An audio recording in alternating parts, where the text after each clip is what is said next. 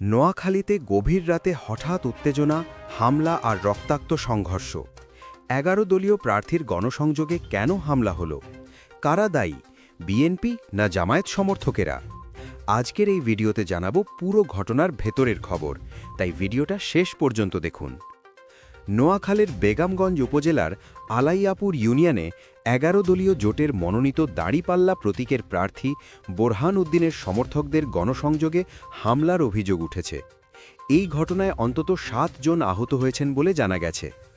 ঘটনাটি ঘটে বুধবার ৪ ফেব্রুয়ারি দিবাগত রাতে কাজীবাড়ির দরজা এলাকায়।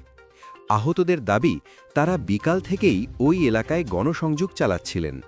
রাতে কাজীবাড়ির সামনে পৌঁছলে দেশীয় অস্ত্রসহ স্থানীয় বিএনপির নেতাকর্মীরা তাদের ওপর অতর্কিত হামলা চালায়।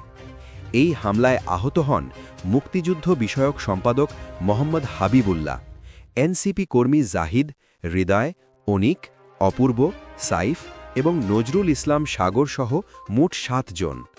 আহতদের স্থানীয় ক্লিনিকে চিকিৎসা দেওয়া হচ্ছে, তবে এনসিপি কর্মী জাহিদ গুরুতর আহত হওয়ায় তাকে উন্নত চিকিৎসার জন্য ঢাকা নিউরোসায়েন্সে পাঠানো হয়েছে। অন্যদিকে বেগমগঞ্জ উপজেলা বিএনপির সভাপতি কামাখ্যা চন্দ্র দাস দাবি করেছেন, শিবিরের কিছু লোক পাশের এলাকা থেকে এসে ঝামেলা করার চেষ্টা করলে স্থানীয়রা তাদের ধাওয়া দেয়। তার ভাষায়, কাউকে মারধর করা হয়নি, দৌড়ে পালাতে গিয়ে পড়ে গিয়ে আঘাত পেতে পারে। এ বিষয়ে বেগমগঞ্জ মডেল থানার ওসি শামসুজ্জামান জানান, উভয় পক্ষের মধ্যে কথা কাটাকাটি এবং হাতাহাতির ঘটনা ঘটেছে।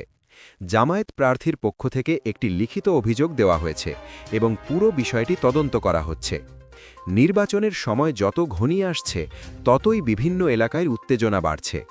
রাজনৈতিক কর্মসূচি ঘিরে এমন সহিংস ঘটনা সাধারণ মানুষের মাঝেও উদ্বেগ তৈরি করছে।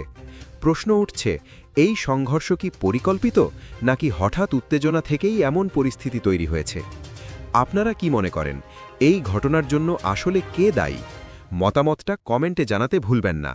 ভিডিওটি তথ্যবহুল মনে হলে অবশ্যই লাইক দিন, বন্ধুদের সঙ্গে শেয়ার করুন, আর এমন গুরুত্বপূর্ণ খবর পেতে আমাদের চ্যানেলটি সাবস্ক্রাইব করে সঙ্গে থাকুন।